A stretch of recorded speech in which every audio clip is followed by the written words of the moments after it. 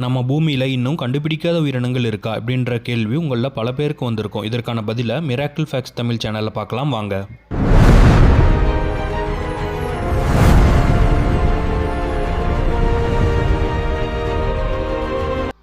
நம்ம நினைக்கிற மாதிரி பூமி முழுக்க மனிதன் கண்டுபிடிச்சிட்டான்னு இல்லை. இப்போதும் பூமியில் பெரிய மிஸ்ட்ரியாக இருக்கிற இடம் எதுனா அது டீப் ஓசன்.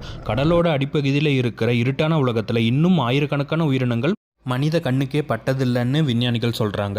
சில இடங்களில் சூரிய ஒளியே போகாது, அழுத்தம் ரொம்ப அதிகமாக இருக்கும், வெப்பநிலை வேறு மாதிரி இருக்கும். ஆனால் அங்கும் உயிர்கள் வாழுது. குளோவாகிற மீன்கள், டிரான்ஸ்பரண்ட் பாடியுடைய கிரியேச்சர்ஸ், ஏலியன் மாதிரி முகமுள்ள உயிரினங்கள், இப்படி நம்ம இதுவரைக்கும் பார்க்காத உயிர்கள் தினமும் கண்டுபிடிக்கப்பட்டுட்டே தான் இருக்குது. அதனால் சில விஞ்ஞானிகள் சொல்கிறது என்னென்னா, நம்ம பூமியில் இருக்கிற எல்லா உயிரினங்களையும் மனிதன் இன்னும் கண்டுபிடிக்கலைன்னு சொல்கிறாங்க. அதாவது நம்ம பூமியிலேயே இன்னும் தெரியாத ஒரு சீக்ரெட் வேர்ல்டு இருக்கலாம், அது கடலுக்கடியில் இருக்கலாம்.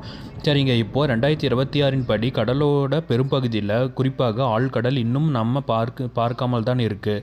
தோராயமாக 80% அதிகமான பகுதிகள் இன்னும் முழுசாக ஆராயப்படலை.